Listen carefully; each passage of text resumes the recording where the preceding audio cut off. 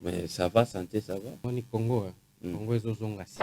Mais yo, ba Congo ezozonga nsima na santé kitoko oza nango. Ah papa, c'est ça santé nde kozala bien Kagame ngaza bongo. La corpulence qu'il a aujourd'hui, ce qui est zalaka, qui a une expression kozala malamu, mais Paul Kagame yanga kozala na santé on a été, mais n'ingé c'est que non la référence à la République démocratique du Congo, c'est mutazo nyo kwama au monde na litama. Et comment développer les grands Congo? Toni mutuna eloko nini ya liboso. Parce que tuna ya liboso, pona nga ya liboso na nyoto. Il faut tous en vrai guide. Vrai guide. Mais le lot tous en guide té. Chaque fois que guide na biso akendaka voyage, na ebisio asalaka moins de 6 jours té. Ce qu'on calculé, on calculé 126 voyages. Oui, mais tu peux. On calculé, on multiplié par 5 jours. Oui. On coûte pas moins de 630 jours. 630 jours. Oh, guide na biso za la kalibanda. Boka nyonso au regard, il y a esprit à mondialisation. Et c'est développé à yango mon côté. La malchance ya Congo ezali que tous en va minérer brit oyo ba prédécesseur ya Fati batikala kolukela biso mécanisme mon côté à exploiter ba minérer wana que le peuple congolais ne peut jamais faire confiance dans Joseph Kabila. Ce qui le loya ko fustiger ba voyage ya président Félix Tshisekedi mais azo ba teke ezali conséquence il y a enclavement, il y a République démocratique du Congo sur le plan diplomatique. Mais il y a Kashiko, Bongi Sandé. Bomimbo à 18 ans, aux 50 ans, Bongi pendant 50 ans. À Bongi 50 ans. Si quoi, place au coup de choix, Bongi Sabana. Mais yo, écoutez, Babomi, on l'ignon, lisusu. Na koiba ba Congolais na. Lelo oyo. Na avenir ya ba peuple congolais na bato bazolinga ba congolais ba kende liboso te bazali ko luka ko freiner ye bazo tala que ceux qui bana na biso batangi lelo efele bakomi mayele ebele bako challenger bango ba oyo wana e ba oyo wana ba kozala na sikate peuple congolais a ko retenir na mutu na ye que Félix Tshisekedi nous a aidé à aller de l'avant. On dit jour, na journée ndenge na bimi boy, oh na kutani nango nde na lié. La journalier. Na ndenge kutani on a jour nde olé. Jour na lié. Na bimi na journée na lié. Yo yebite muto za chargé ya sok muto. Eza kamera. Et puis diaspora. Comment wana? Eleki na directeur ya cabinet chef d'État. Yem ta détourner mon wana. Donc la victoire awa. Et le comme est makuna. Tout le monde sait. Et ça des IDPS, bazo va s'organiser té. Oui, bazo s'organiser té, bazo ba makambuté. Bazo kosa. Soit. Bazo organiser batu, bako c'est la caméra. Oui.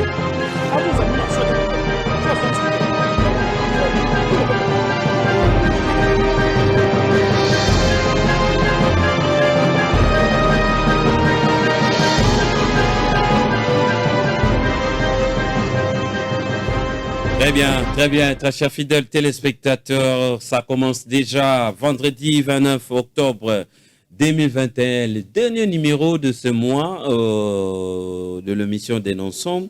Merci beaucoup à vous tous qui sont captés 5 sur 5 en train de nous suivre dès partout. Nous vous disons énormément un grand merci d'être devant vos écrans.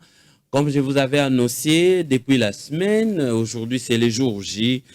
On va avoir un débat détail, l'échange d'idées entre Maître Guillaume Ndakaïché, qui est analyste politique, tendance FCC, et puis Gustave Lutumba, communicateur de l'IDPS, coordonnateur d'Assafachi, qui sont là. Avec eux, on va essayer un peu de développer sur l'actualité de l'ère.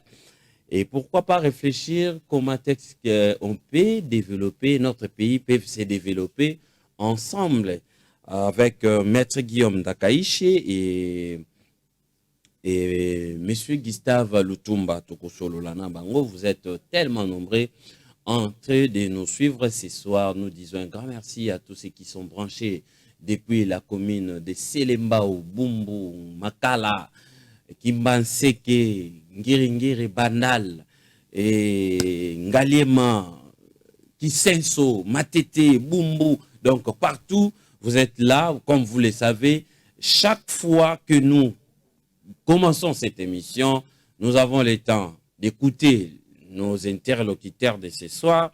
Et puis, il va arriver un moment que vous allez intervenir. Je disais ceci.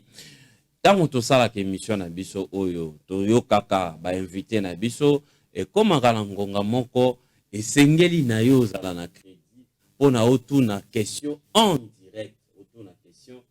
direct, na ba invité oyo tozanga bango na plateau na biso. Maître Guillaume Ndakaishe, bonsoir. Bonsoir Ndeko Landry, bonsoir na sepeli susu ndenge obengisinga na télévision na yo poto epsa ba kongomani nyonso ndenge makambo ya mboka ezokende. Mais ça va, santé, ça va? Papa, omoni Congo, Congo ezozonga sima. Mais nayebi ke 2023 ezoya, malgré oyo esalami na seni, mais nayebi ke Congolais akomi déjà matière oyo bandenge na se prendre en charge. Mais yo ozoloba Congo ezozonga sima na santé kitoko oza nango. Ah papa, so ezaka santé nde kozala bien Kagame alingi azala bongo ta? Nayebi ya solo. Nayebi ya solo, soki ezaka santé nde kozala bien Kagame alingi azala tala. Très bien. Merci. Maître Guillaume Ndakaishe, analyste politique, yende tozana na pokwa lelo. Tokokoba. Gustave Lutumba, communicateur de l'IDPS, coordonnateur à Safati. Bonsoir, Cordon. Oui, bonsoir Ndeko Landry. Na pesimbote na ba téléspectateurs nyonso bazali kolanda biso, tozali ko Sabino était resté branché lelo. Boroza makambu ya solo oyo eko ramener bino na compréhension pe na connaissance ya makambu ebele. Et na profité aussi ko pesa mbote na Ndeko na ngai Guillaume Ndakaishe o azali co-débatteur na ngai lelo na émission tozali na yango. Malheureusement, la honte ne tue pas, parce que si la honte tuait, mon frère Ndakaishe ne serait pas sur ce plateau, parce que le FCC peut perdre.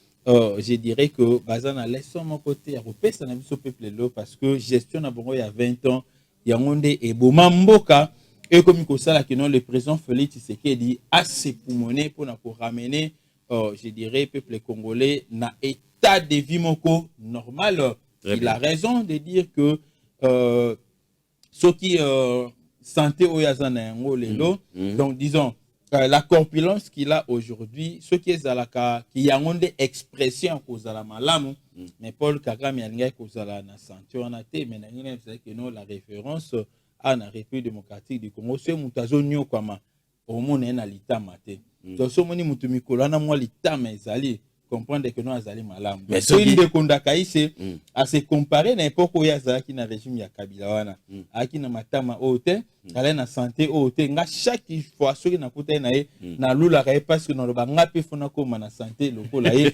ezali expression ya vie kitoko Félix Tshisekedi azali ko pesa biso donc makanisi na ye ba penser na ye il n'a pas à se déranger ndenge dérangement ça ka pas na biso n'importe Joseph Kabila. Très bien, mais on a tenu, il y a Zara tenu, Oyozola qui s'est azonyo comme makasi par rapport à yo tala yo de ozate na lingina ebisa yo mon frère Landry na lingina ebisa yo ndeko c'est l'équipe na neti ndeko Ndakaishe aza lokola certains militants il y a UNC oyo ba mesana chaque fois que ba la sortie faut ba la teni ya prison pour la sake non ndeko na biso azana boloko à cause ya état de droit ndenge yepe non ndenge yepe assez acceptant na que non ala takana e bazin o à chaque fois qu'il y a l'émission pour la na peuple congolais que c'est bon moninga na émission ezali marque nanga vous voulez me dire que non le président Félix Tshisekedi n'a pas d'autre site on la croiser non va croiser zali on doit savoir que non Mobutu Sese Seko azalaki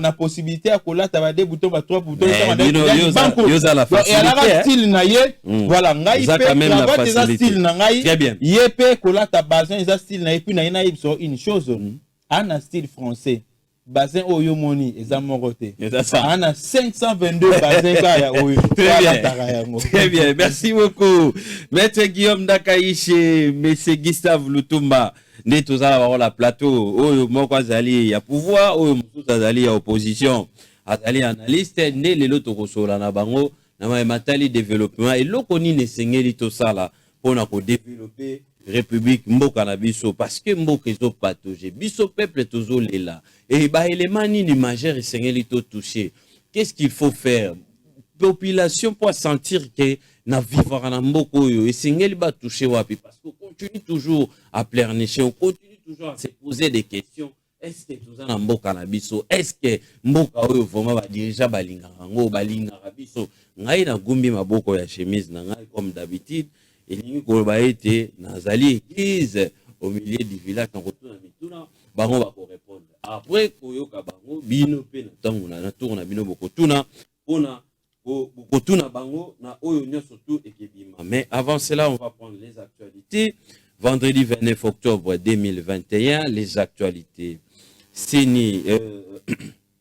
On commence par le président Félix Tshisekedi est à Rome pour participer au sommet des G20. Ah! À Rome, après Israël. Très bien. K-Info qui nous informe. On continue. Séni, la remise et reprise entre Nanga et Kadima a eu lieu ce vendredi. Denis Kadima, nous sommes déterminés à travailler pour les élections transparentes et crédibles dans les délais constitutionnels. Le fait d'avoir un représentant au bureau de la CENI ne garantit pas la victoire électorale et en même temps, le fait de ne pas avoir,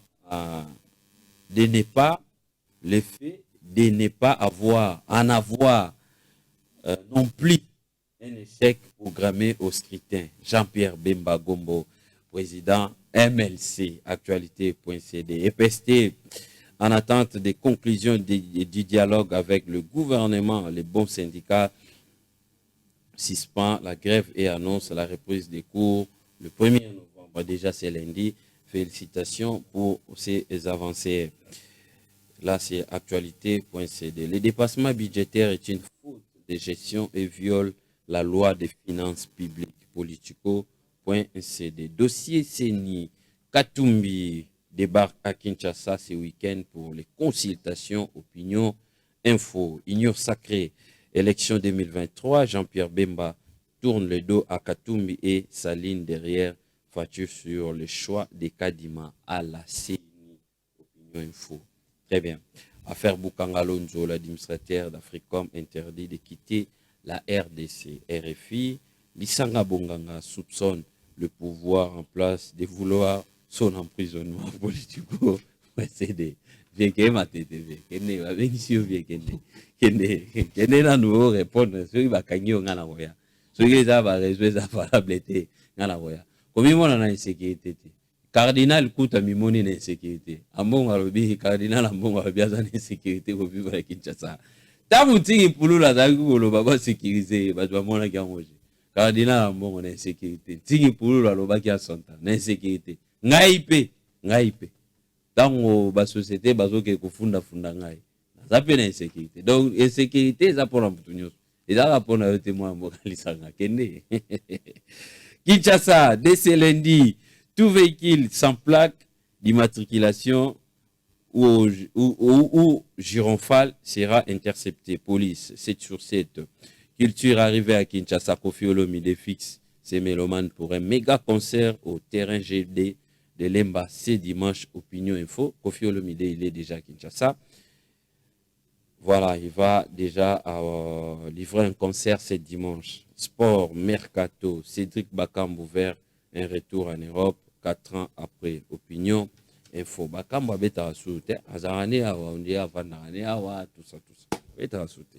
Voilà, on va déjà attaquer notre thématique de ce soir. Qu'allons-nous faire pour développer notre cher et beau pays, la République démocratique du Congo? On en parle avec Maître Guillaume Dakaïché, Monsieur Gustave Lutumba, Maître Guillaume Dakaïché. Et l'okonini. Et si kanini et sengeli to simba pour développer mboka na biso République démocratique du Congo. Ndeko Landry nayoki mutuna na yo mais avant na banda koyanola nakoyeba d'abord kopesa na baélecteur na nga mbote oyo bayebaka na kopona ngai na députation nationale en 2018.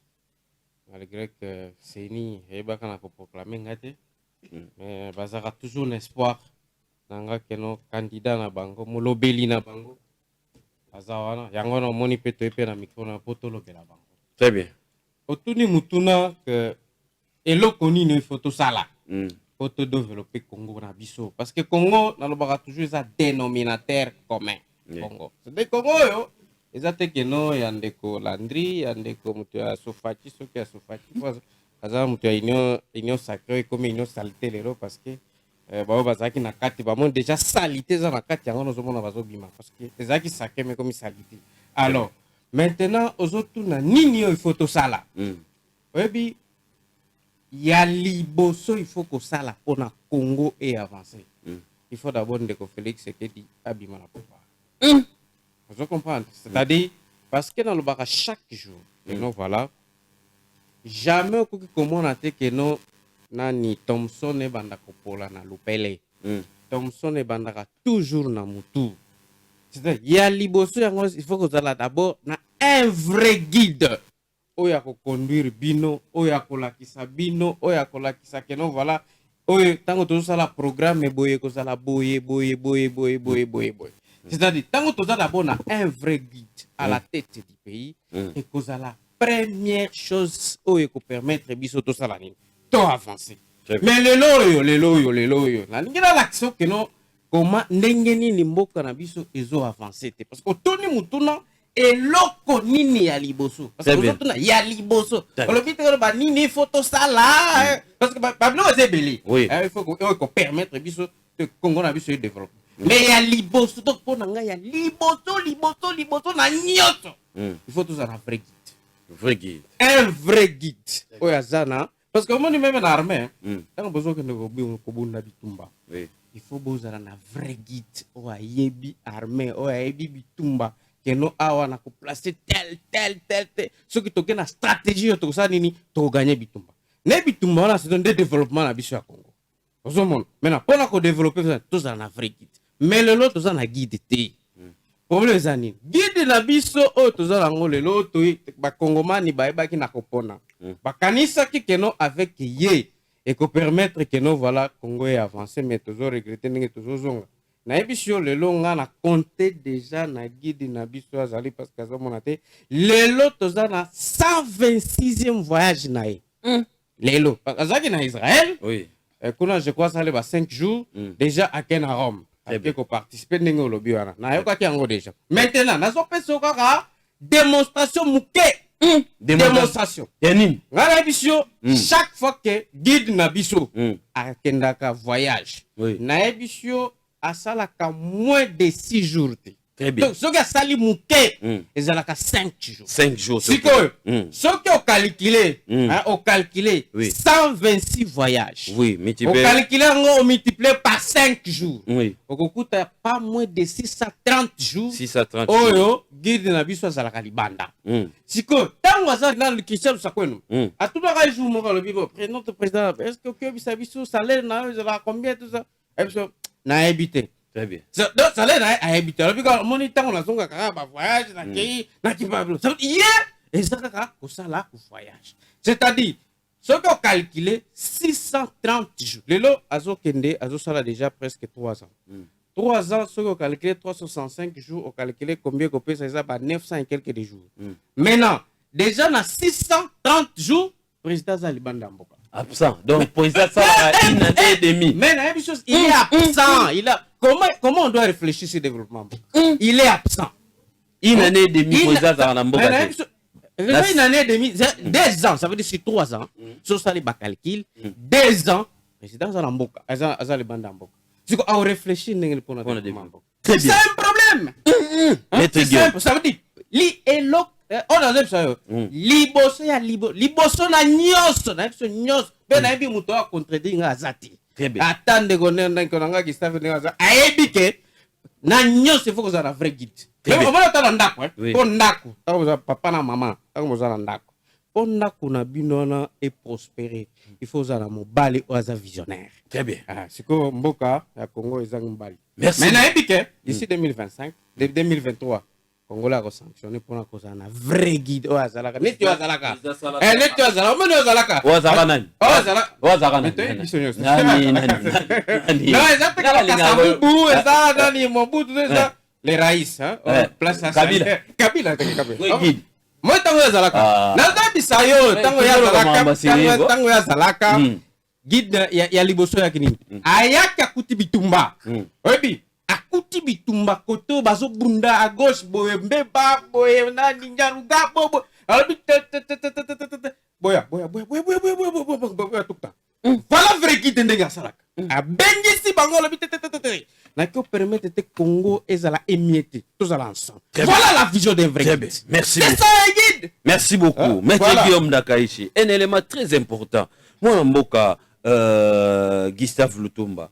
Yuki loko moko a lobby bien, on a tous se développer, il faut tous en avoir guide. Or, on a y a lobby été président de la République na voyage moko zo sala plus ou moins 5 ou 6 jours les banda.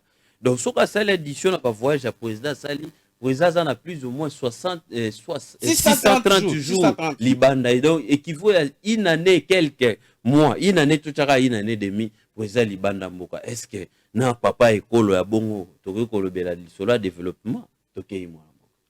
Merci beaucoup. Vous savez lelo oyo na mboka nyonso, je ne parle pas du Congo. Ok. Mboka nyonso au regard il y a esprit ya mondialisation et c'est développé ka yango mon côté. Ok. Et la malchance ya Congo ezali que tozana ba minerai brut oyo ba prédécesseur ya Fati batikala kolukela biso mécanisme mon côté ya ko exploiter ba minerai wana batikala kosela biso ba usine ya raffinerie ezali que il faut Congo ba minerai na biso ebima libanda ba ke ba travailler yango retourner kozonga awa. Alors sur le 100% ba minerai ezobima libanda biso peut-être au bénéficier 20%. Donc en vrai sens nous ne gagnons absolument rien. Et comme conséquence le temps passe, ba minerai na biso ezali exploiter ezali pe okende kosi là mais le Congo ne se retrouve pas. Nazoyebi sana ndeko na ngai Ndakaï c'est lui qui aime beaucoup plus Joseph Kabila plus que même ndeko na ngai Papi Tamba. Il faut tant azo le kaka na plateau boyi azalaka na mo ba réserve belé parce que le peuple congolais ne peut jamais faire confiance na Joseph Kabila na ba plusieurs domaines. Ce qui le loya ko fistiger ba voyage ya président Félix Tshisekedi mais azo ba te que ça li conséquence il y a enclavement il y a République démocratique du Congo sur le plan diplomatique.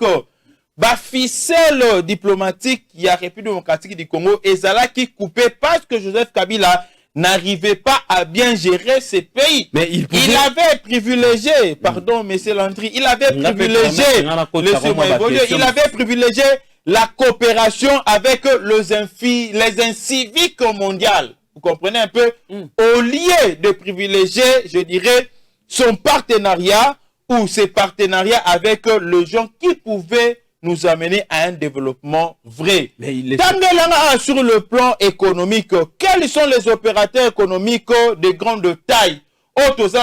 Congo, Congolais, Nasmigo, Ata, je dirais, il y a $10 par jour. Au contraire, il nous a ramené des Chinois ici incapables de bien payer les Congolais. Il nous a ramené des Pakistanais incapables de payer bien les Congolais. Il nous a ramené des Libanais. Mais je vais évoluer. Oui. Une réflexion more simple. Merci. Ce qui est sali que chef de l'État a sali déjà 630 jours Liban Mboka. Il y a le Beli Lisolo et vrai guide. Sikoyo, mon rôle il y a ministre et affaires étrangères. Et quoi ok, merci beaucoup. Merci beaucoup. Au moins système de gestion ya mboka na biso ezandenge mona États-Unis te zalinde mona France te. Et mboka na biso il faut ba que non mboko otozu yango musika nous avons été le pays le plus pauvre à l'époque où Joseph Kabila son président, son mentor abandé diriger mboka na biso le pays le plus pauvre. Il aurait fallu, au Yebi d'ailleurs même na kata famille de biso na Kinshasa toloba que non quand tu es pauvre na kata famille tu n'as aucun conseil à donner. Lorsqu'il y a le conseil familial et la République démocratique du Congo est qui négligée. Il aurait fallu que le président Félix Antoine Tshisekedi tanga koti abanda kotambola, je doute fort na moyenne il y a 630 jours Donc, à peu près 2 ans sur le 3 ans, chef de l'État. Il veut nous prouver que le chef de l'État a voyagé 2 ans et il est resté dans notre pays pendant 1 année. C'est faux et archivaux. Non, laissez-moi évoluer. Mais moi, j'ai dit très bien. Non. Je ne suis pas d'accord avec ça en tant que, je dirais, un intellectuel, en tant qu'un avéré. Surtout beaucoup plus que je suis un enseignant, je sais faire la moyenne. Donc, je ne suis pas d'accord avec ça. Je considère ça non seulement comme une hérésie, mais je considère ça, je dirais, comme étant un mensonge grossier. S'il vous plaît. Une manipulation. S'il vous plaît, oui, mon frère. S'il vous plaît, désorienté, chef de l'État sali combien de voyages? Ok, merci beaucoup. Non. Ceux qui a sali les voyages, plus de 100. Oui. Vous comprenez un peu? Il y a des voyages. Combien de fois? Non, écoutez. Le voyage à chef de l'État, combien de jours? Il y a des pays au chef de l'État à Tambola, 3 pays dans un seul jour. Je peux vous donner d'exemples. À Longo, Éthiopie, à Kenya, Égypte, à Zongi, juste, c'était quoi, na Soudan. Il n'a fait que 2 jours pour circuler dans ces 3 pays-là. Ça fait partie, il y a 630 jours, il y a 126 voyages au Yalobé. Il y a des voyages au chef de l'État accueilli à Sali 2 jours. Il n'y a aucun voyage au chef de l'État depuis que je l'ai connu. Oh, il y a qu'à Sali au-delà des 10 jours. Non. Très bien. Donc, il y a un lobby que Naboyi d'abord, moyenne, n'a force, oye, aouti, copé, sabiso. Mais pour qu'il y ait le développement dans notre pays, écoutez, on n'a pas besoin de chasser Félix Tshisekedi comme lui venait de le dire ici. Parce que Joseph Kabila qui a fait 20 ans dans ce pays, qu'est-ce qu'il nous a amené? Non. Pour qu'il y ait développement dans ce pays, on a besoin, de voir les dirigeants et les animateurs qui ont l'amour de ce pays, de cette patrie. L'amour du patrie. Bateau Balingi, la République démocratique du Congo. Parce que ceux qui battent la Balingi, République démocratique du Congo, ils vont accompagner le chef de l'État, qui est le visionnaire, mais qui ne gère pas lui-même. Il a les animateurs de sa vision. C'est comme ça que notre pays se subdivise, je dirais, en institutions. Nous avons 4 institutions et chacune d'elles a au moins sa part de responsabilité. Nous avons l'institution présidence de la République, l'institution gouvernement qui est l'exécutif, nous avons l'institution législative qui est Parlement et nous avons l'institution judiciaire. Donc, je voudrais vous dire, l'élément majeur a ezali que Moutounionso d'abord, il faut alinga Congo et Moutounionso ayeba quel est son apport dans la gestion de la chose publique. Parce que le chef de l'État aujourd'hui, vous serez d'accord avec moi, ce n'est pas lui qui est le Premier ministre, ce n'est pas lui qui est le ministre de l'Intérieur, ce n'est pas lui qui est le gouverneur, ce n'est pas lui qui est le DG ou le PDG, ce n'est pas lui qui est le DGA. Donc, je m'aimerais dire simplement, si tout le monde avait l'amour de ce pays, de 1, et de 2, si tout le monde comprenait ou connaissait son apport dans le sens du développement de notre pays, on ne parlerait pas de président Félix Antoine Tshisekedi, comme Ndenge Yaouti Kobana, que non, il faut Tochaye Libanda. Et moi, j'estime d'ailleurs que le président Félix Tshisekedi est le meilleur des présidents Sili Kozouanakati Ambo Cannabis. Merci. Il dépasse de très loin. Même son mentor Joseph Kabila, qui a amené ce pays Nakati Aliboulou au chef de l'État Lelo Azali Kobundana. Merci beaucoup. Un développement, puisque nous parlons de développement, nous avons quelques éléments qui nous convainquent réellement que chef de l'État est sur la bonne voie. Très bien. Gustave Lutumba, maître Guillaume Dakaïche, toujours réfléchir Congo. Toujours réfléchir Congo. Na lingi yo pe na ndako na yo simba biki na fei ozwa kabaele ma o bango bazopesa. Koto le big guide.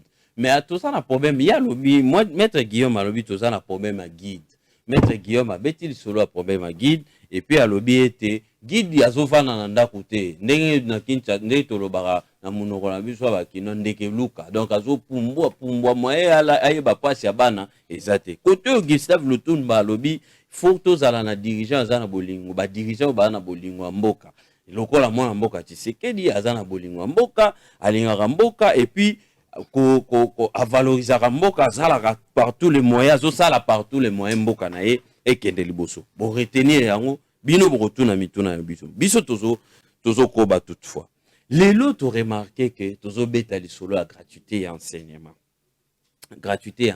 tozo beta lisolo ya développement mais na secteur majeur où tu as remarqué que enseignement ezali ya kobeba depuis la nuit des temps. Maître Guillaume Ndakaïche, pensez-vous on peut parler du développement sans toucher secteur wana ou ezali secteur clé pour le développement de la République démocratique du Congo ou ezali enseignement?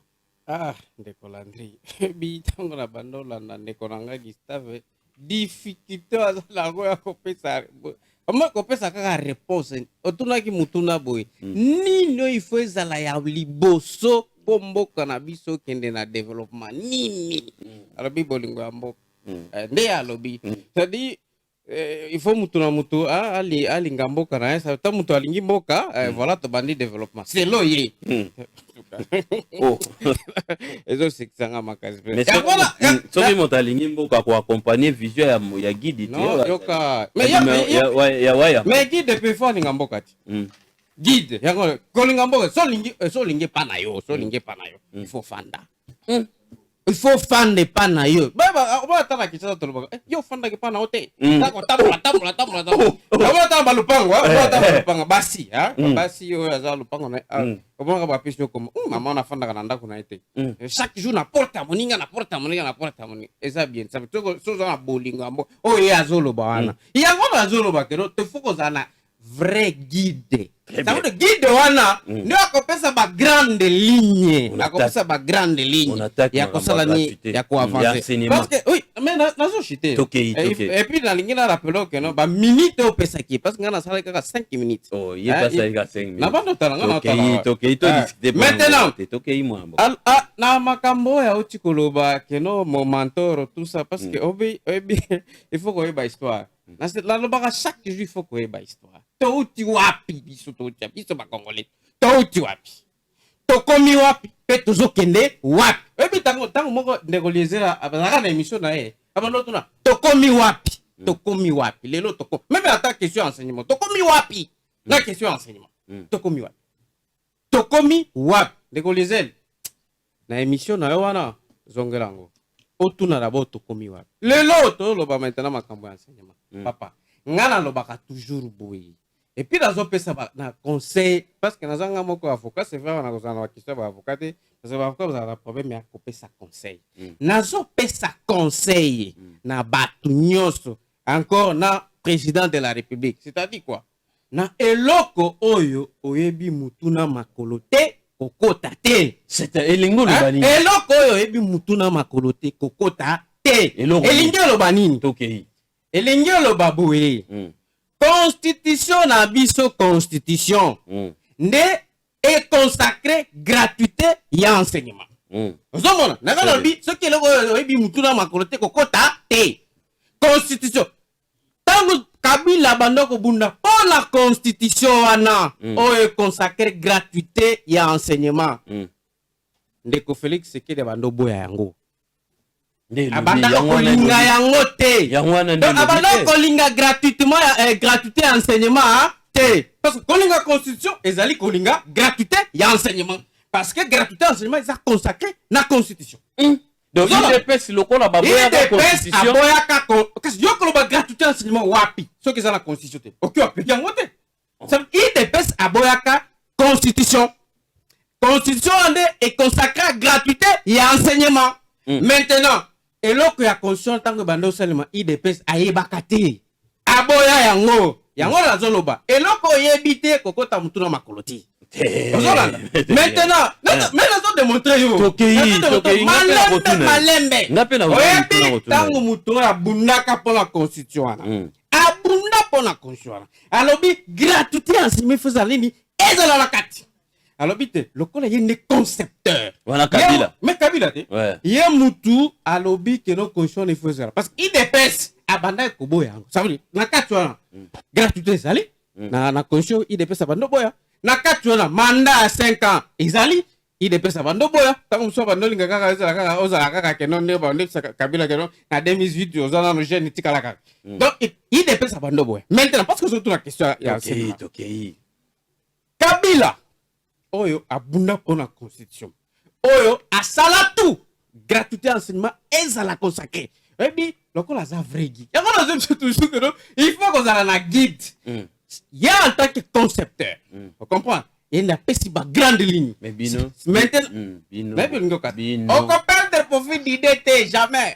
tout là bino quand même daté bino boye na point sexuellement transmissible de bino ndé mbobomi enseignement mwana mboka Tshisekedi aye alingi a relancer en bino ndé bokomi ko bundisa eza bino bino bokomi si mutunyo sous professeur bino bokomi si n'importe qui enseignant bino bobomi makam secteur clé ya oya développement bino mutu bobomi yango 18 ans tozana ba fouini ni lelo tozo banda ebi tolo bakaka enseignement okay. to bondi to bomi to d'abord avant d'abord ko boma eloko il fallait d'abord resala ozomo avant d'abord ko boma ngo bolo bela ke non voilà abomi to ebi pour ko sala eloko eza facilité pour ko tonga ndako tonga immeuble eza facilité eza ba moko mbule ko ya enokeli ba brique enokeli ba boy lisusu banda ko ta nani tokolo nini ba masono ba fondation parfois ebukani tout ça patati patata on te comprendre maintenant ezalaka na nyoso na tango zotonga ba ingénieur ba ebi maintenant parce que tout ça déjà gratuité de l'enseignement tango les concepteurs oyo abunda pour la constitution alors ba boye poto évoluer na gratuité wana toko kende nango graduellement ça veut dire graduellement parce que ebi que non dans les positions mboka za ndenge nini recette mboka za ndenge nini maintenant tokende petit à petit na ndenge tokokoma na mboka mobimba yango no monaka gratuité enseignement ebandaka na bandundu na ba province parce que ba ko to gratuité ça voilà lukuta il faut pas se renseigner il faut ba yeba yango no ba il faut ko yeba histoire voilà to mo image abana na parler du peuple gratuité enseignement ebandaka na Joseph Kabila parce qu'il est concepteur alobito ke na o graduate donc ne lango yeni ya hebi loko na il ne hebi que nous voilà ndenge na source dans ça ba calculer na consacrer gratuité enseignement voilà to ko banango par exemple na Shabunda pa nanga kuna ko za la gratuité ezo kende malembe tie ko koma na mboka mobimba mais oyo tozo mona lelo ça veut dire ba décision moko propagandiste on est fier ba décision moko yo oza réfléchi te yo oza libanda ka ya mboka au lieu de au moins pour la consacrer pour la koloba que non eza la gratuité il fallait afanda albengi si ba kitani na nyonso ba réfléchir batali est-ce que ce qui tolobi et kozala vraiment bien te kozala bien te réflexion ezo salima te yango ozo mona lelo na bana babandi ko bima libanda babandi ko sala ba marche pona kaka ko réclamer ensemble bana bangwana na parler du peuple mais yo za fier na niveau bino botikeli enseignement na mboko oza fier na ebisho boye omoni enseignement na Congo enseignement parce que enseignement e banda ke compayame cher na Congo très cher maintenant niveau biso totika ke ezani ça veut dire to musika et ça processus yango na que les concepteurs attaquent ngai naza très fier dans le sens que en termes de gratuité na mboka mobimba mais il fallait gratuité ne banda kozala graduellement ndenge banda kana Joseph Kabila maintenant tango yo ye kibwiri kaka ndenge bazolo balobaka obimi ozali banda mboka lobaka kozala gratuité partout voilà ngo zomona keno lelo ba décision et réfléchi tozomona lelo bana bazotanga te très bien et puis tozoka ministre nani tolandi pe ministre lobi non soki ba catholique balingi kotangisa te biso tokobotola banani ba arrêter na biso catholique so botoli otuke biso bâtiment mais na total la siko l'état soki za ba bâtiment ta kotangisa nene eza soni très bien maître Guillaume merci beaucoup maître Guillaume moi mboka Gustave Lutumba enseignement lelo niveau na ngwezana c'est gratuité ezobela maladie moko makasi on ne peut pas parler du développement sans que secteur wana ezala bien touché na tunio mutuna oyo tu as 5 minutes pour la réponse nazali koyebisa yo que ndeko na ngai ndakaishe ezalaka courage ya moto akoyi na vélo nde elobisaka ye si la honte tu es dans ce pays ndeko na ngai ndakaishe Guillaume alingai koleka jamais na télévision mpona kobeta masolo ya le passé gestion oyo bango basala na kati ya mboka na biso une gestion je dirais, bâcler une gestion purement calamiteuse et la gestion où est plongé pays Nabiso na kati ya ba chaos na ndenge moko ya kosakana te. Peut-être qu'il n'est pas pédagogue, mais je l'ai entendu un jour dire que non, il était pédagogue, il a enseigné quelque part. Il sera d'accord avec moi que l'enseignement Nabiso est bafoué par les paiements, je dirais, ou la prise en charge des enseignants par le parent. Peut-être qu'il n'est pas pédagogique, parce qu'en pédagogie, nous avons le qualifié ou nous avons le non qualifié. Un non qualifié, c'est celui qui n'a pas fait la pédagogie ou quelqu'un qui n'a pas fait l'ISP. Mais il peut toutefois enseigner en ignorant certains éléments, je dirais, certains éléments fondamentaux qui puissent amener l'enfant à comprendre et à devenir, je dirais, utile et à bénéficier d'une connaissance requise par rapport à niveau moko songolo topé mpakala. Tangu bana bazo futa mbongo, il sera d'accord avec moi si réellement il était professeur ou enseignant quelque part. Oui. Il y a eu un adage qu'on utilisait dans notre pays. Lorsqu'on chassait les élèves, on renvoyait les élèves, on disait que l'enseignement est fait pour le riche, pas pour le pauvre. Or, dans tout le pays que vous voyez se développer technologiquement, intellectuellement, bana ba futara classe T, bana ba kendaka ya ofele. Parce que classe ya ofele, laissez-moi évoluer. Classe ya ofele et facilitera mwana nyonso akende. Sorotali to ya bana o banda ba primaire banda ko kende classe n'importe ya Kabila. Nateur ba primaire o bazo kende lelo n'importe ya Félix Tshisekedi, il y a à ajouter au moins 50% là-dessus. Donc n'importe qui a Kabila 50% des enfants primaires banda que des classes T parce qu'il leur manquait des moyens. Et la gratuité de l'enseignement n'a pas posé de problème au départ. Peut-être qu'il n'a pas été informé.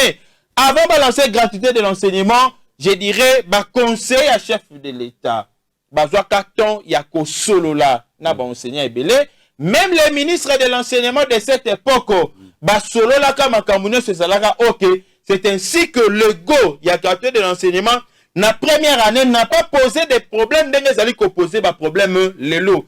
Mais lélo on a l'ingénieur bisana batuba comprendre si la gratuité de l'enseignement pose des problèmes et ça dans l'école publique et ça dans l'école conventionnelle non sauter mais c'est juste dans les écoles conventionnelles catholiques même bana oyo bakenda qui na parlement bazali bana école catholique c'est par là que les peuples congolais les parents au batangi sarabana doivent comprendre que banani balingi bana na biso bazonga sima banani balingi bana biso bakende liboso te. Est-ce que bana oya biso bakoyi kokoma ministre te bana oya biso bakoyi kokoma ba député te bana oya biso bakoyi pe kokoma ba sango te parce que s'il y a des sango lelo ezali parce que batangaka na ba séminaire ba musu bazoka bango en charge batanga ofele bayeba ndenge nini refuta mbongo te. Donc je voulais juste réajuster ramener mon frère Ndakaïchi à comprendre que le chef de l'État n'a pas été vite.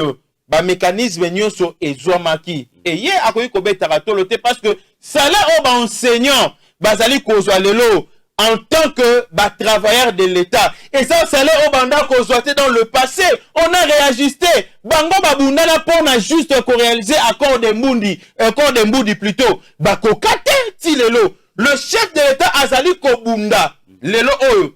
Na avenir ya ba peuple congolais na bato bazolinga ba congolais bakende liboso te bazali ko luka ko freiner ye bazo tala que ceux qui bana na biso batangi lelo efele bakomi mayele ebele bako challenger bango ba oyo wana e ba oyo wana ba ozala na esika te. Peuple congolais a ko retenir na mutu na ye que Félix Tshisekedi nous a aidé à aller de l'avant. Dans le premier élément, il y a développement.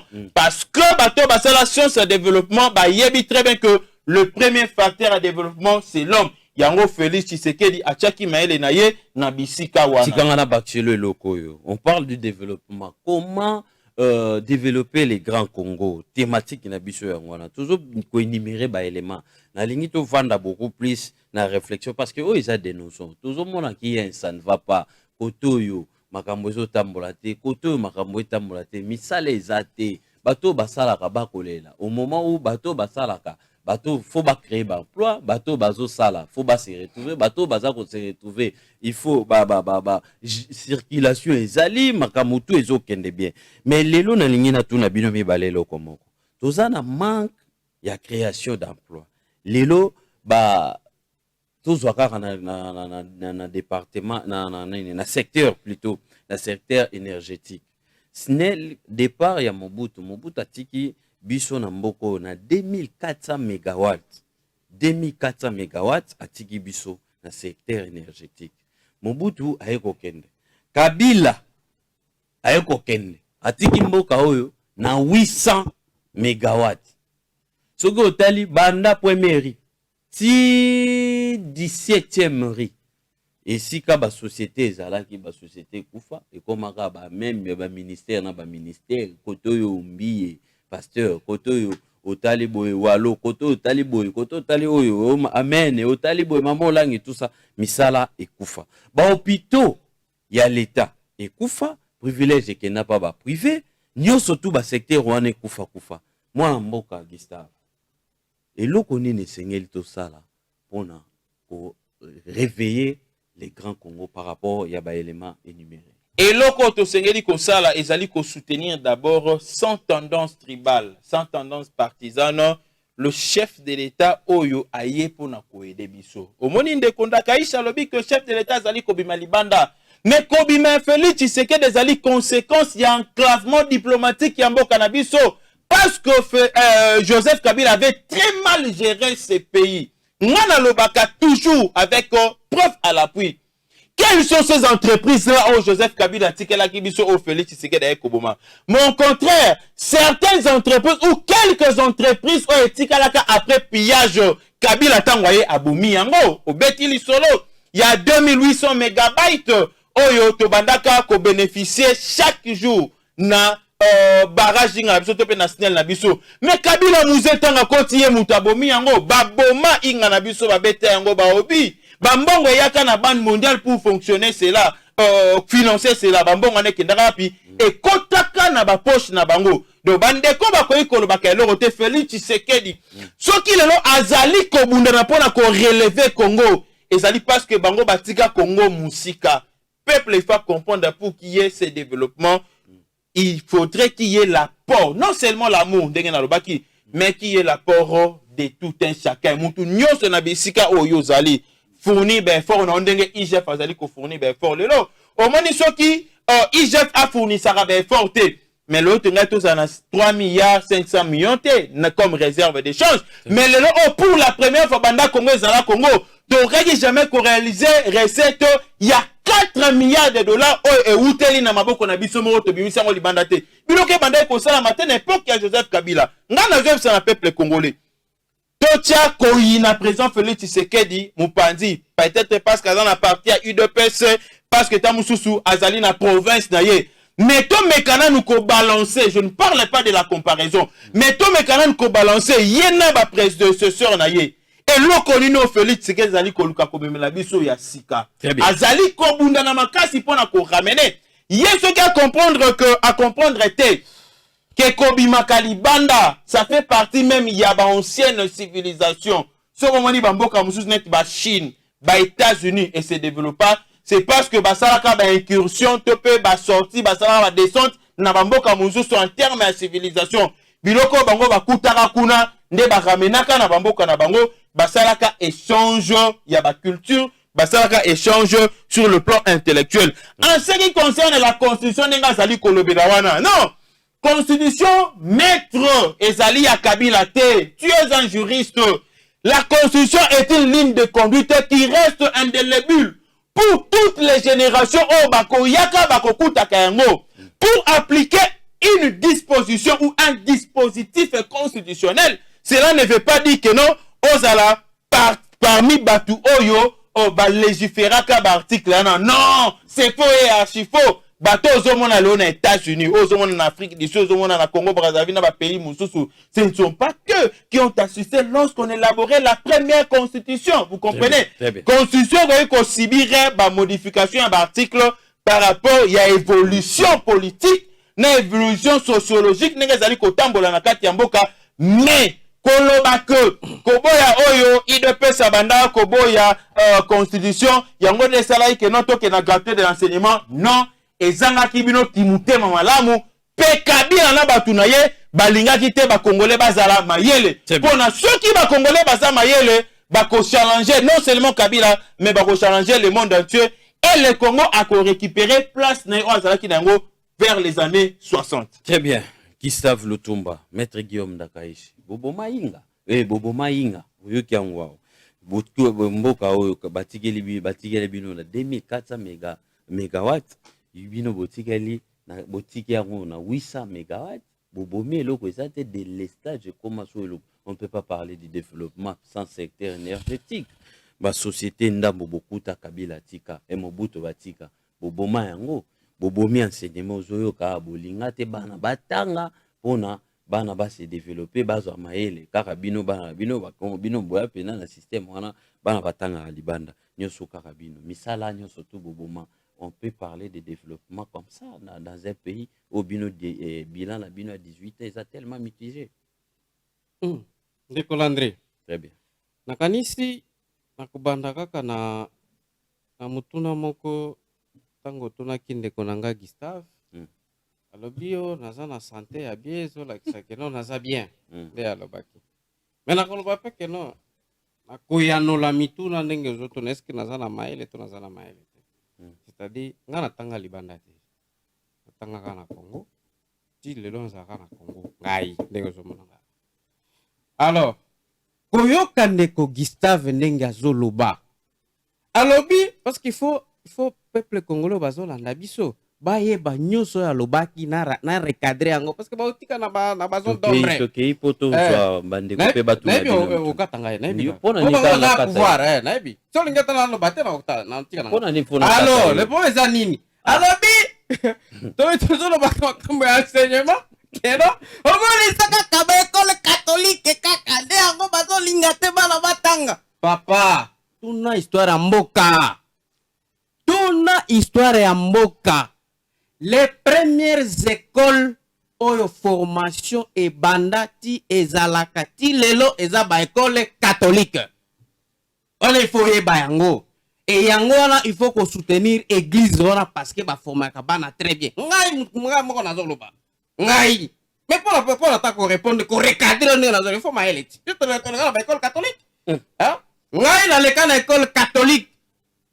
École nanga liboso na tanga ngo na province ya Maniema na territoire ya Kasongo babenga ngo Epengene école catholique na uti na Epengene na kena institut Mala collège Mala toujours école catholique na uti kuna na université ya Kinshasa bien que ba botola ngo catholique mais zalaka ba catholique ye moko formation azana ngona ndenge azo répondre formation azana ngona ya ba école catholique na lingia bisanga keno ye atanga ba école catholique. Papa, totikila ba catholique. Omoni mutuna muto tikila musala na ye. Ne ba lo ba konga batikila bateke. Batikila bateke go.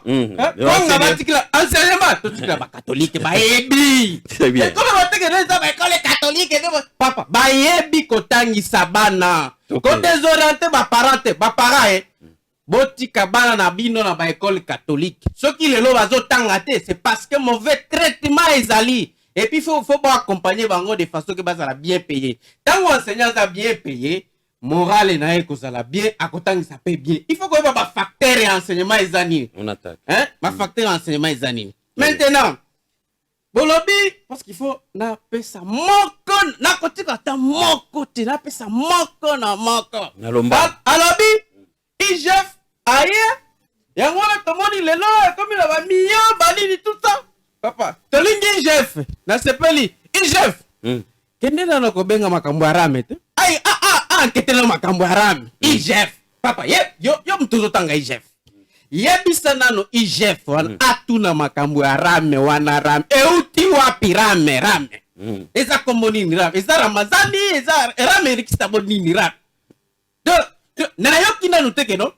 IGF akei, abengsi ministre anani ya nani ya poste téléphone et communication atuna keno mbongo kotaki combien ezo kende wapi ezo selema ndenge nini et puis ezala mobeko nini ezo pesa keno rameza ndengo chef okay hein botuna la makambo siko yo kolinga Yemuko abandeko il faut ko lingamboka. Pomboka ekende libote vous la bolingo ya mboka. Papa.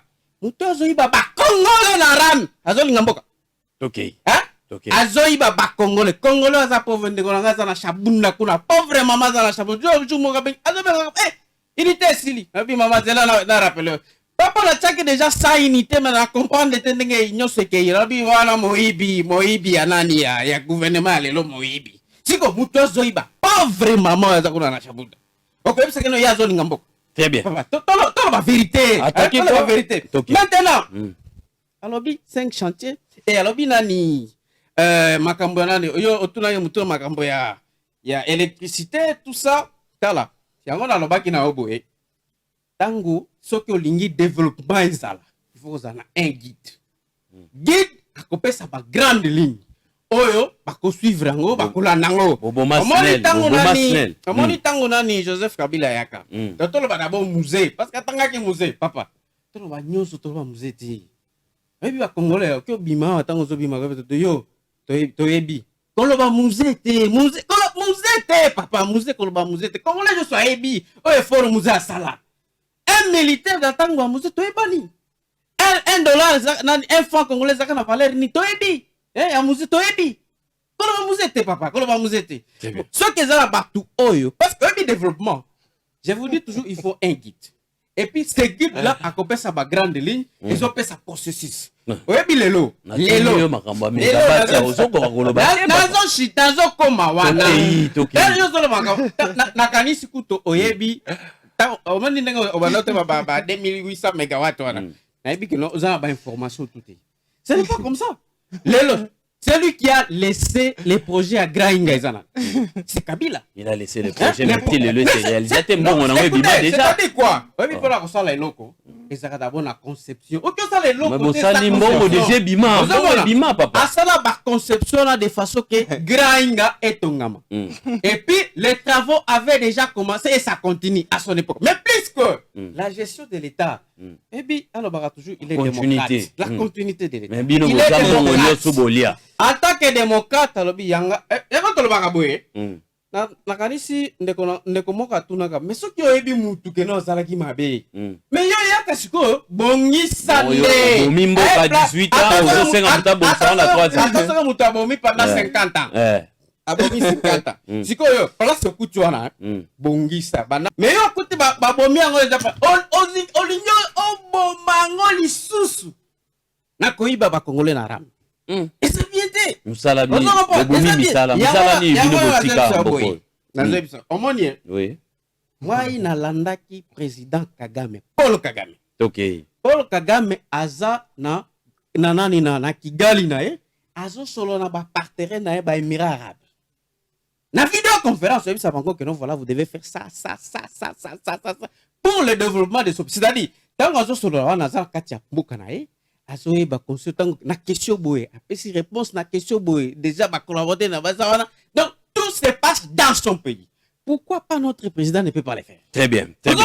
Mais c'est des éléments on a vu que non, il faut que ça en Afrique. Donc tout commence par guider. Très bien. Thomson Mutunde. Très bien. Mutu. Ça veut dire Mutu déjà poli papa na ngai rame kaka nyoso kaka rame. Très bien. Merci beaucoup. Merci beaucoup. Merci beaucoup. Nous sommes en direct. 089 73 88 067. Ngonga na bino ekoki comment développer les grands Congo. Boyo qui les deux parties ba pesi ba point de vue na bango. Maître Guillaume alobi, moi mboka Gustave Paye Lutumba alobi ba pesi ba point de vue na bango. Comme il tourne bino ya reposer ba question mais na sengi bino boza mulai mingi te po tozwa tempe ya koyoka bino. Tozwa pete ya koyoka baninga tozwa peta ba on peut bazwa temps pour répondre. Tokei. Allô bonsoir. Allô papa. Bonsoir. Ah bonsoir papa yenge kia kutata. Yenge, la question côté. Ah na mona yokala. Ah yende zeo kanate. Voya filmo baze kwa Congo ils pas sur la face. Ils sont répondre par contre à la type cravate. Très bien. La ligne tout na nde mutuna toza mulaite s'il vous plaît. Papa, ce qu'on attend kolinga ko tout bozana yete pour la base na kopti ce na problème na yo. Omoni Congo ils ont marché te. Bazwa ka kindoki na kimukolo te. Osomona Le koto, il faut kotika yango. Soko zukindoki na tuluda ya mukolo. Mutu apeso kindoki mutu ko sakana la yo. Omoni bino batu ya pep ya IDPS. Bonza ba Congolais. Mendingo boso memela biso yango te. Yango na zengena tu na yo. Ojise tokomi wapi. Kindoki obino bokendo kozwa na PPRD. Poka bila fanda ki na ye. Bino bato bokei kozwa musuni na ye. Bonzu kindoki. Omoni tune ko motela ngana na mboka. Tozo kokate. Toke kutuna ba sosote na bangombe te me. Même la tirage kata oyo. Alaki 300 francs. Une zanda tirage. Mais les communes à combien? 800 francs, 1000 francs. C'est pour ça qu'il m'a dit. Ngai réponse nga souka eza bouye. Nazo répéter. Qui ça pepe kala yemba kante momoko. Oui. Et ça tout beaucoup kaya moti. Sauf que vous voyez la plateau, ça ne tient pas. Ce n'est pas vous trapez ça qui est au Kiwana, au Kende, ce qui osent être en Souninae, ça ne va pas. Très bien. Yo, ça va bien, la Gabisonine. Kakabashiko, le Libanais, Kabila, Siki, Bamaka, Mokao. Ce qu'on a terminé la présidente de Koutunayo. La promesse au principe de l'équité qui t'a gâté. Lorsque il y a donc beauté qui n'a transféré dans le Congo Fiti, parce que les gens ont 46 000. Si on est en Congo, on a terminé la présidente de Koutunayo. Très bien. Voilà, merci beaucoup. Spiritou, on a pu sur Mbote si vous allez. Question, 30 secondes, 45 secondes, Bandeko, Bazé, Belé. Et on a 5 arabino. Ma question, Koloba, Izanango, Koloba, Torosala, Mission, Bozoloba, et Belé, mais. Nalingi le rôle à qui va mi balé 40, 30, 45 secondes ou poser question à eux et puis to kobi baninga msope batuna. Allô, bonsoir. Allô. Bonsoir, papa. Oui, bonsoir. Oui, papa, vous êtes en direct aux Oyoka. Oui, papa Blaise, hein? Oui, papa Blaise. Très bien. Ma question pas de coco à oui. Azo soutenir le président Tshisekedi. Ok. Mais ce qu'a dit le président Tshisekedi, il a dit tant de promesses. Ceux qui te tiennent à Wenze, rien ne va. Banzou, on a dit ça. Et l'on regarde. Balobaki basoso ba produit surgelé kokite kokoso ba carton à $10. Jusque là zo les sabiso ba promesse. Dans oiseau le cas na plateau face à la cas concret. Pour banabiso ba vérité ceux qui va venir président de la République qui le boso ba lo ba kabosolo. Très bien. Bati kakobo ba biso ba formons luana ba lo ba kana se to lendi yango. Tuzonyo kwama. Merci beaucoup.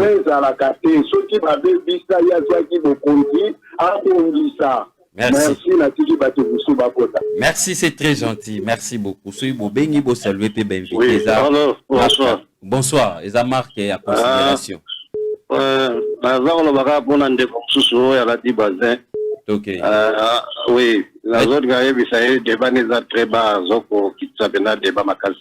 Merci. Alors, moi, je ne crois pas parce que Robia est un pédagogue, toutes ces histoires comme ça. Nenga Robia Tanga avec quoi la sango, toutes ces histoires, que les sango, toutes ces histoires, non. Parce que Bato Batang Sivi Sonio, surtout, même avec quoi l'on Batanga n'a pas eu peine, Baza, formateur, professeur, format, on a eu peine, et ça qui est pour la sango. On a eu l'on va dire ça, ce qui président Zakoumi Tungi Samalelo, Nenga Salawana, et ça, bangonde, bazaki na base à ma sur 18 ans, aventure, basaliwana. Oh, il y a un développement, donc peut-être à comprendre le concept on a un développement. Il faut y bien, peut-être moi je ne crois pas quel geste.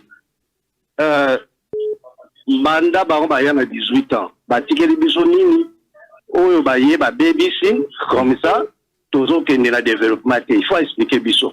Deuxièmement, Kabila Nenga Zawana, c'est un problème. Donc c'est un problème. Donc tant qu'il y a joué comme ça, et tant le quoi moi la TV, c'est la honte. Avec déclaration sur le Bamakat, c'est ce que gagne tout ça, peut-être le gars sans objet. Très bien. Donc, mais quand il s'agit à répondre à ce qu'il y a un débat, à la maîtrise, ndenge moninga na la maîtrise, à ce qu'il y a un débat, pour analyser les choses. Merci. Kabila, ce n'est pas un exemplaire. Donc, il y a un petit peu. Merci beaucoup. C'est un problème. Merci beaucoup. Ok, merci. Merci, c'est très gentil. Merci. Et là, on a ces pèlerins là, nous avons respect, nous avons respecté invité Nabiso. Allô, bonsoir. Allô. Bonsoir, mon frère, vous êtes en direct aux Oyokayo. Très bien. Au moins, c'est le président là, qu'on est libosoté. Basankara de Kunta, Bazali Bosna Pembe, Naye, Bazago Ndire Nere. Il y a trop de Sankara de Kunta. Vous avez vu la Basanka? On dit que Moutou a ça la bienté. Il faut que le bâtiment te donne une place pour te bouler sur votre d'abord. Kabila pendant 18 ans, avec Sajimbo, bien sûr. Hein? Après ça, combien de promesses? Na 18 ans.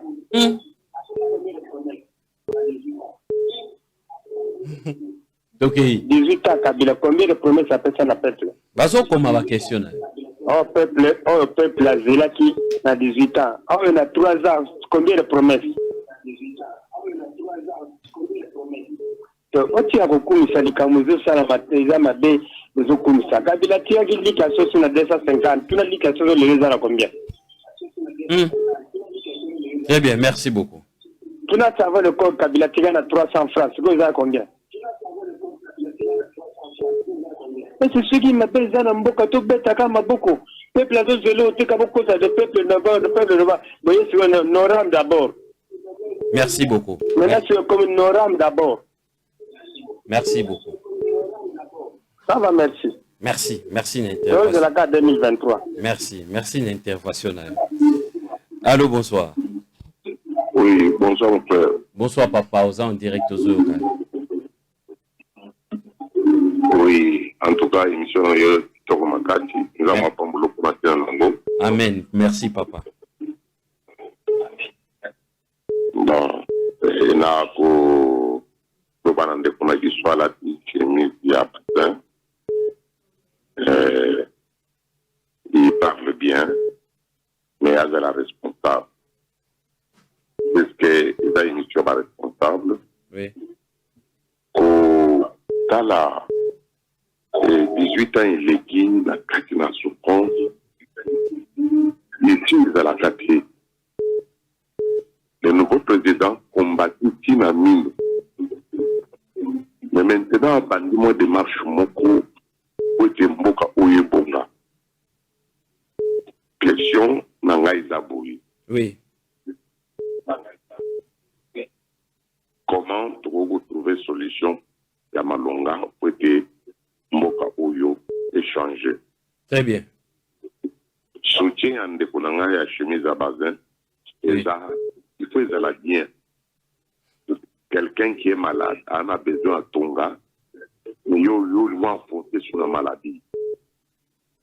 Donc nous n'avons pas besoin de Kukumisaka, parce qu'on a l'état. Donc, tout changer quand même, le lingi à Kumone la Makambu, puis à Kanita la Makambu de la Malam. Merci. Et à la peine à maîtrise, je peux t'expliquer du saut, il fait qu'il faut, et que nous attendons tous. Donc, tout ça patient quand même, du moins, tout ça patient.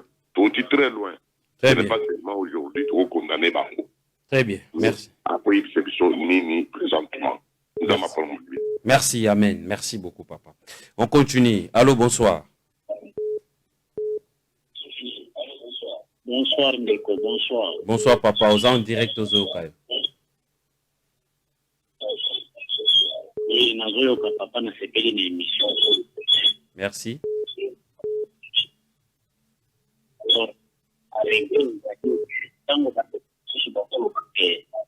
Le sénateur a dit Joseph Kabila qui est l'autre tel n'a pris boye. A tout qui a mon appui wana. Il a commencé tout ce qui a mon 500 francs. Kabila a dû pouvoir les aller qui a 100 francs. Les années qui n'a 100 francs. Donc, c'est-à-dire qu'il qui m'a là où il l'autre il m'a fait qu'il donc Kabila n'est pas un exemple à suivre dans ce pays. Ceux qui est allé dans le bâtiment, ils ont plus mon beaucoup de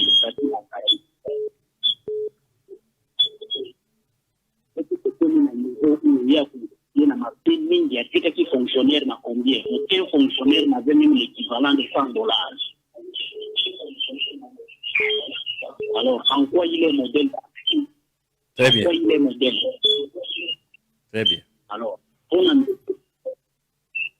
le pouvoir actuel, l'Union sont les mêmes.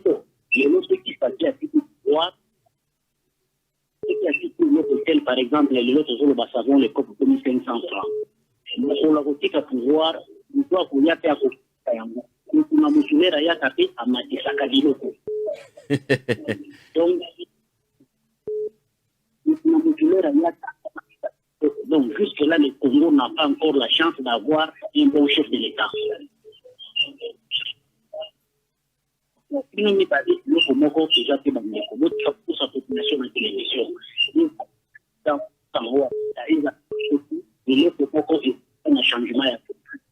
Merci beaucoup, papa. Merci beaucoup. Vous êtes belé en ligne. Merci, Nabino. Bozo Bengabiso. Allô, bonsoir. Oui, bonsoir. Oui, papa, Oza en direct. Oh, voilà, il est en train de rêver. On continue, on va sélectionner peut-être des appels pour on va attendre pour répondre plutôt chité dans l'émission Nabiso. Il y a pourquoi les lots Tozo Koba. Allô, bonsoir.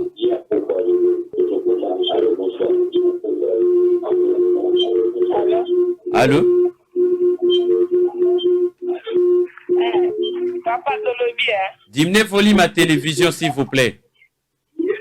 Ok. Tolobi, boye, bisande kona bisho anani. Oh, ya la tibu bazewan. Très bien. Maître Guillaume.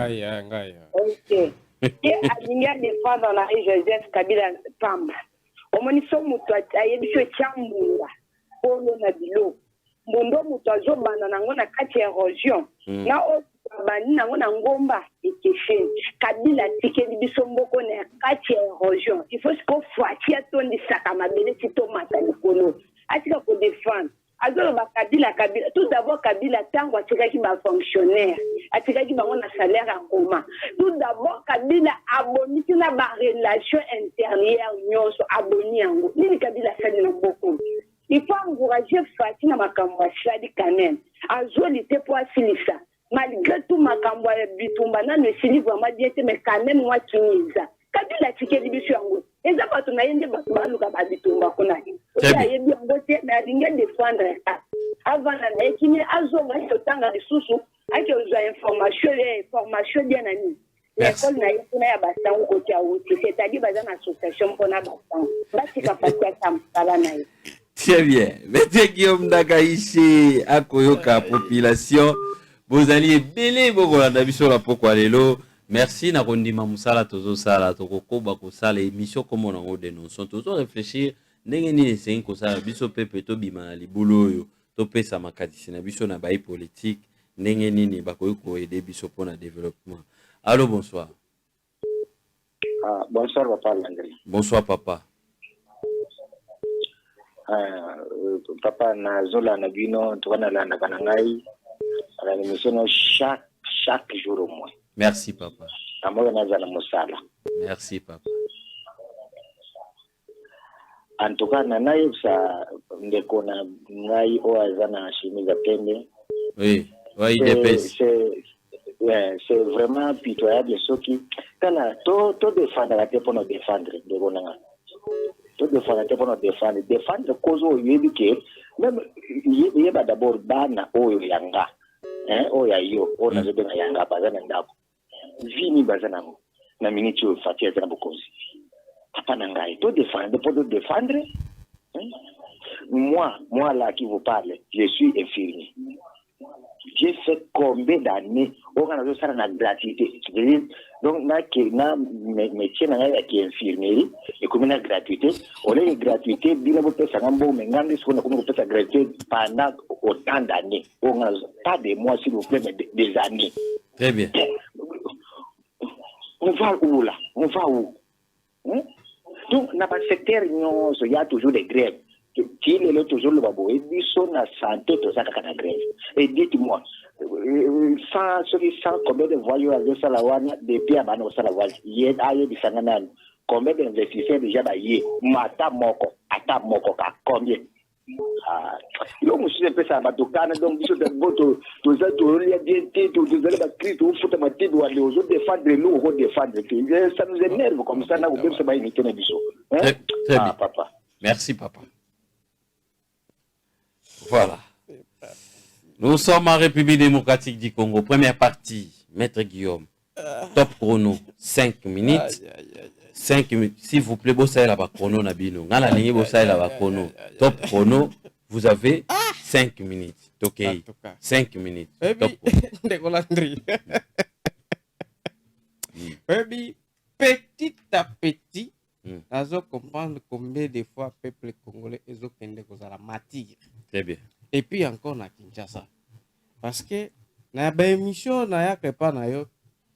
Première émission, tant qu'on a bando sur 10 questions, que 9 questions, et ça va défendre le pouvoir actuel. Mais les lots n'a noté au moins 9 questions.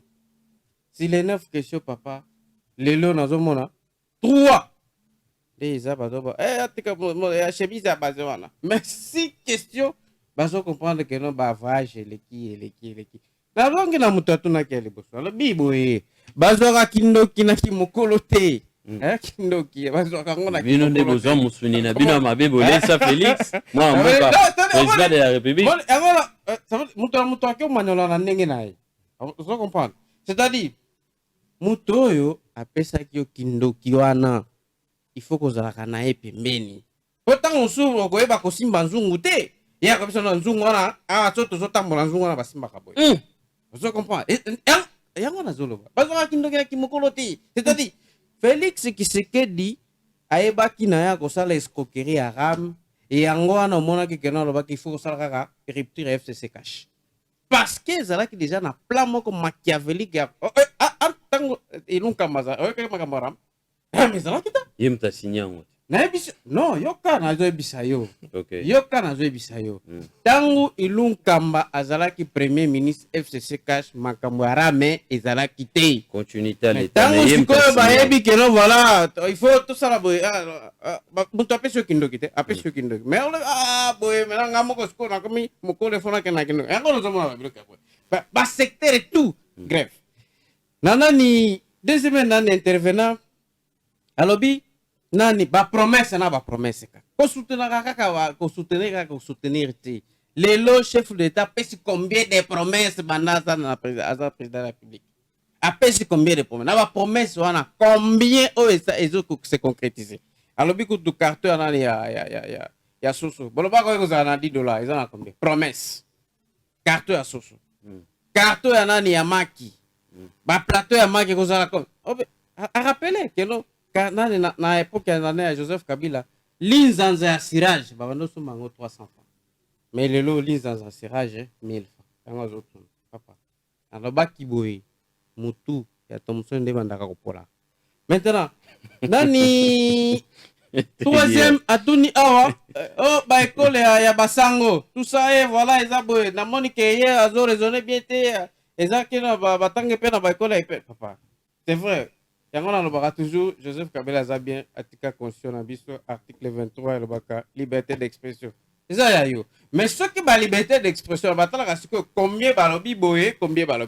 Ce que to lekisika micro baladère awa. To tuni pona ba école catholique. En tout cas na ebi même ndeko nango aza awa. Ya IDPS. Parce que bango bazaka na science te bando yeba makambo na te na kasi tangu swa ko yeba te. Mais ba ebi que non les écoles catholiques eza ba école za ba grande formation. Très bien. Maintenant, kasi na top chrono yango yote ou banana 49 etigali 1 minute. Kokikut. Etigali 1 minute.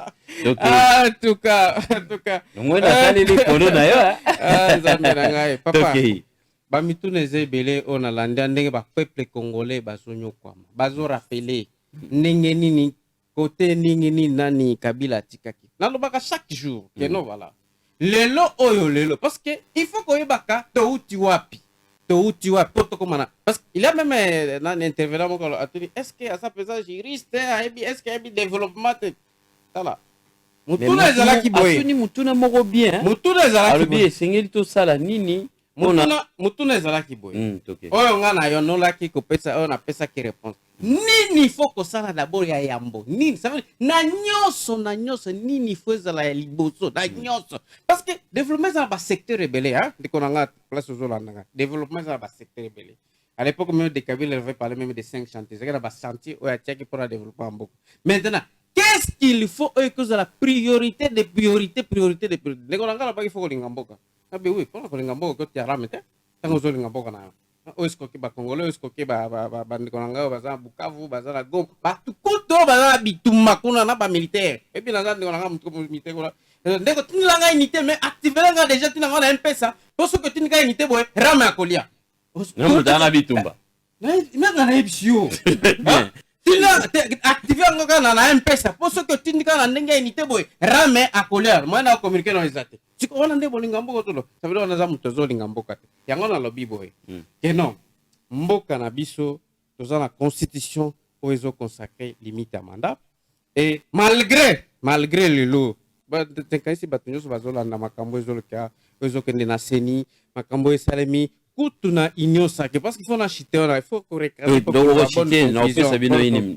voilà pour que la bonne conclusion c'est-à-dire bandeko na koyebisa kaka bino boye ke non mboka na biso tozalaki na bitumba ezalaki emiete tango Joseph Kabila ayaki tozalaki na bitumba il fallait alinga kokabola pouvoir lelo ndeko Félix c'est que ça na pouvoir nyonso ye moko nde président de la république wana yebani mais tango Joseph Kabila bandaki akabolaka pouvoir c'est-à-dire andimaka meme keno balongola meme ndambo ya pouvoir pona unité ya mboka yango nazobaka ya liboso pona liboso ezaka kimia na mboka soki kimia za na mboka makambo nyonso kobanda petit à petit na yango namoni lelo mboka na biso eyebaki déjà na koorganize baélection ya 2018 sans kosenga un franc na libanda ya mboka sans kosenga un franc na libanda ya mboka tokomaki déjà na étape mboka na biso ezala yango moko capable ya koorganize baélection na 2018 mais nayebi soki na 2023 bokoyoka merci ok merci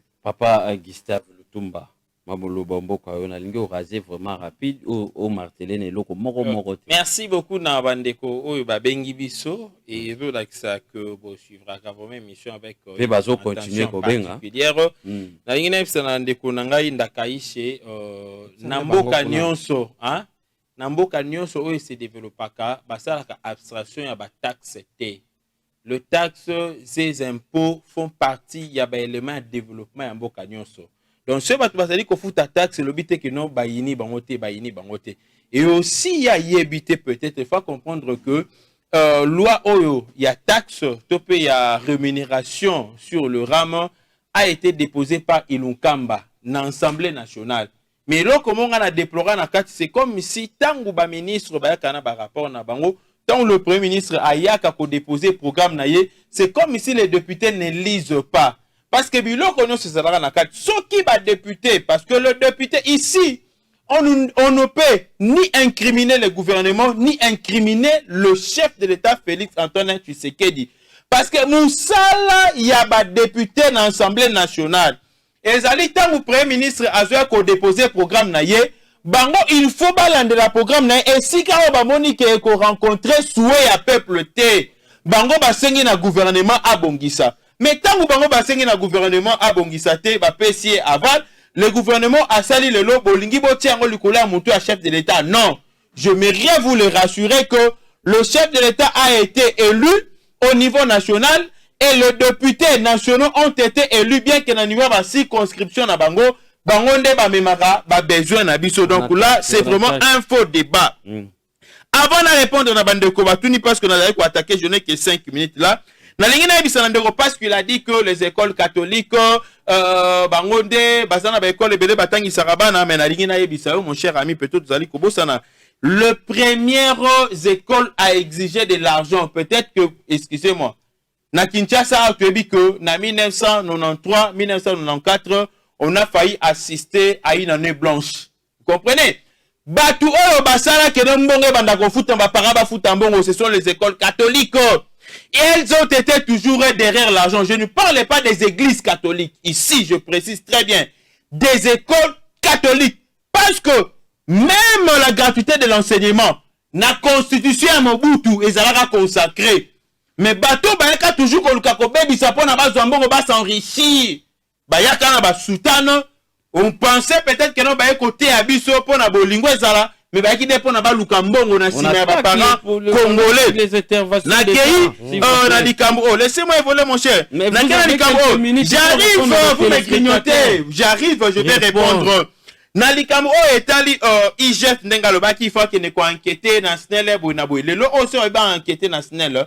Vous serez les premières personnes à crier sur l'acharnement. Parce que wana ekobeta beaucoup plus, même la SNEL. Ekobeta beaucoup plus, batu oyo ya Kabila. Ya ngwana moni to bandi déjà na matata mpo na Bukanga Lonzo. Na bandi na question e posa maki liboso. Papa tuna lobi me kindoki oyo Félix Tshisekedi azui et peut perdre. Non, non, non. Peut-être papa a manqué, excusez-moi, a manqué la référence démocratique, notion de démocratie. Démocratie, il y aura toujours un entrant et un sortant. Et surtout que Tokenda qui n'a pas élection.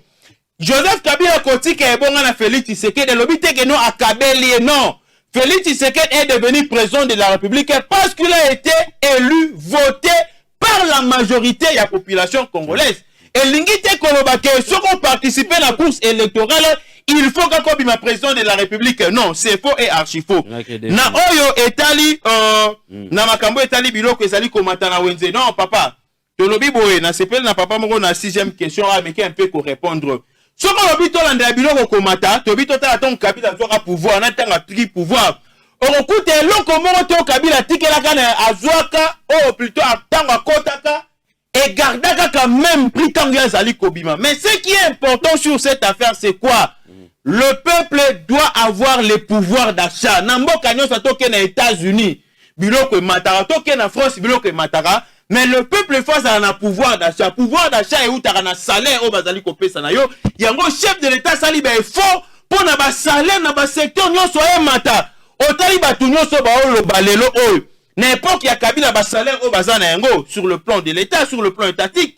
Non, le ban domaine privé sur le plan étatique, sur le plan de l'État. Batunyo so bazara na salaire ya se le lo mwanda be bakisami na kati ya ba salaire na bango na ba secteur nyonso. Na kei koloba na papa loba que non, oui, il doit être responsable et aussi ayebisa biso comment on peut arriver à développer le pays. Oui, papa. Le premier facteur à développement, c'est l'homme lui-même.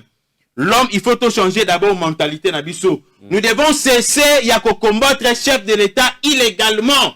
Et aussi, comme vous savez, que maîtriser ça vraiment en ce qui concerne le prix. Il y a des denrées alimentaires dans le Bakango. Nous n'avons pas des opérateurs économiques congolais à 100%. Il y a 90% expatriés. Oyo Joseph Kabila ndakaishe ba memela biso na mboka oyo. Lokola batwana ba na mutema ba congolais. Ils travaillent ensemble avec les multinationaux. O balingi ba vivre na kati ya ba fraude. Logique au Félix Tshisekedi à côté dans plusieurs secteurs, même dans le secteur minier. Vous pensez que ces gens-là vont accepter yango money? Bazali ko créer insécurité kuna na ngambu ya est. Nazali ko bisa na papa na biso oyo auti kolobela biso que le chef de l'État banda koti aosa ni na kati ya ba famille na biso. Non. Le chef de l'État na mboka mon côté chef de l'État ayaka na kati ya ba famille abandi ko sala ba cadeau aokabwela ba tubiloko. Non non non. A régulizaka situation sociale ya peuple nyonso d'une manière générale. Ma beza na kati ya mboka na biso. Non toza possibilité à kofuta ba chômeur. Omoni si tozala ki na possibilité à kofuta ba chômeur. Mais ba te belé le lo balinga ko zwa tant ko lo barate parce que na za fin d'attendre moi parler na chaque fin du mois moni ba ko tikele $100. Mais biloko nyonso na pour na chef de l'État à arriver na yango, il faut afanda acha makanisi abi maka kende kepe na mboka ya bapaya. Ko bimaka na ko kende na mboka ya bapaya, ezali te ka kende ka ko visiter en touriste non. Azo kende ko zwape mayele o bango bazali ko salela pour na ramener yango na esika o. Na bato ba poser ba question anabi ke belé batangi ba études primaires. Ceux qui basali balance sur les différentes civilisations au les cas na kati ya monde ba ko comprendre que les voyages ont contribué na ba civilisation pe na ba développement ya ba différents continents ba différents pays.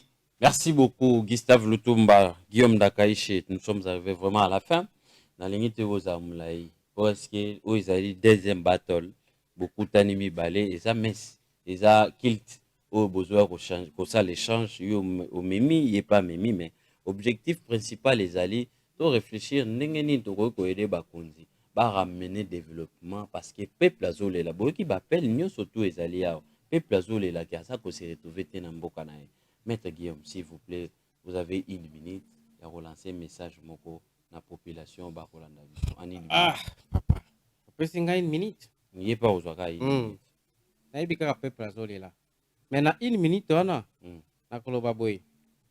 Toza ndeko azoloba makambo ya tax, ndeko alobi makambo ya sultan. Na mona ndenge tasabudi azoganga kaka koganga me azoloba eloko te. Peuple azoli là ne botika rame. Peuple azoloba nde bosala de façon ke bana bazonga classe. Pepe azoli la que nous voilà social, bano soma linzanza ya sirage, bano soma na 300 francs, les locoma 1000 francs. Les savons les coques, bano soma na 300 francs, les locoma ba 800 francs. Ne ango pepe azoli la. Eza te que no bazo combattre ndeko Félix, non muto combattre parce que ndeza président de la République. Pepe azoli la ne social na eza la malamu. Ndenge ya pometaka, biso soki tokomi na pouvoir, policier nyoso akozana na ndaku na ye, na mutuka na ye, na voiture na ye, na mbongo na ye asomba. Sala nano yango te papa. Très bien. S'il vous plaît, hein? Très bien. Sala yango papa, ekozala malamu. Merci Sala beaucoup. yango. Merci beaucoup. Ekozala Maître malamu Guillaume. penza. Merci. Papa, bref, Maître Guillaume a fait une minute. Ça peuple ni. Oui, naibisi na peuple boye. Bomoni babilo komususu et utaka libanda. Comprenez? On doit fournir des efforts pour nous produire à l'interne. Au moment où Chine a comme fort, la Chine est devenue forte parce que la biso ba téléphone. Téléphone au biso to somba à $100, so ok na Chine au somba jamais na $100, au somba autant $20, ba $10, ba vivre mieux. Donc le la biso na to comme na niveau à coproduire té. Totika chef de l'État abimara kutana batoyo ba produisa kawana. Oyo ba créer kawana. Baya ba créer les biso na kati mboka na biso ba créer les biso na ba cirage na ko est-ce que ndeko nanga ko ibsanga cirage o tout ça na kati ya Congo la plupart est utaka kalibanda donc ya ngwana il faut to comprendre ba bilo musu ndenge nini emata tant to mena ko pêcher ta ba mbisi o ya biso moko ba carton o to ba loto so on a dit de autant to so mbango na $2 na préféré na plutôt na profiter plutôt ko pesa mbote na ba nyonso ba landi biso na bo sanité base hein ya benamukwela na bo sanité ya mwana lemba plutôt na bo sanité base ya GG kuna bisika bozali pembeni ya église catholique na pesi nombote na pesi bote na Léon Kalombo et aussi na Sadat batu oyo ba accompagnanga na pesi mbote na yo moko landi Landry plutôt na bo sanité makanda na pesi pembote na Guillaume Ndakaïche mon frère na pesi mbote mutu azalaka na ba chemise ya bazin ebele ayaka nango kaka moko mpona ba comprendre que non azali kosouffrir or asouffra te parce que n'importe kabila bazoba mbongo ebele ande moko osakana te oyo basi babomba na ba différentes bacs mais coup de chapeau na IGF parce que okoyede biso miyibi nyonso bazali kokangama moya mutu akangama ayiba plutôt ezali te omoni bato bamesanaka koyiba bakoyiba te moya bakabola mpe bambonga désordre ezali te s'il vous plaît Maître Guillaume une minute okobatani Union sacrée comme union salité. C'est là kaka makabisi. Comme union salité. Yango no mone Moïse de Katumbi lobi na comme koloko union sacrée comme na bosoto akozana katite abimi na union salité. Non, officiellement abimi na mtiona ngoko c'est là makambo. Merci beaucoup. Je ne prends pas sa part mais officiellement na nous abimi te. Félicitations à la coalition Bossali ya Sikana Martin Fayulu. Merci Gustave Lutumba, communicateur de l'IDPS et coordonnateur ya Zafachi. Merci na Maître Guillaume Dakaïche oyo botiki ba occupation na bino ebele pour répondre na appel ya biso pe ya ba téléspectateurs. Merci na bino ba téléspectateurs oyo bochaka crédit boyebi ke bozana espace na bino bobengaka chaque jour 19h30 heure de Kinshasa na Ntingi télévision et puis na 22h30 bokolanda on a Progrès télévision lobby rediffusion à vendredi à la dimanche à 14h30 un nouveau numéro ça est lundi à 19h30 Togoya Mbappé cadre moko ya FCC nde tokosolola nae na plateau na biso bokoma rendez-vous et émission na bino chaque jour 19h30 na Ntingi télévision bo s'abonner pe belé na Ntingi TV officiel programme oyo bokolanda yango kuna en direct. Merci beaucoup. On a passé l'ongoni encore une fois. On a patron Abisso. Honorable Ntingi Pouloulou, cerveau Pichou. On a beau cadre. Merci, honorable. Oh, très bien. Merci beaucoup. Bye bye. À la prochaine.